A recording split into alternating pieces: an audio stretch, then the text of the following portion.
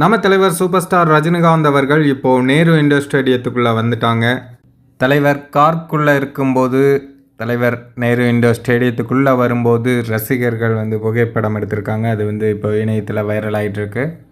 தலைவர் இன்னும் கொஞ்ச நேரத்தில் இளையராஜா அவர்களுடைய இசை விழாவில் பேச போகிறாங்க. இளையராஜா அவர்களுக்கு 50வது ஆண்டு பொன் விழா ஆண்டை கொண்டாடும் விதமாக தமிழக அரசு சார்பில் இந்த விழா இன்றைக்கி சிறப்பாக நடக்க இருக்குது.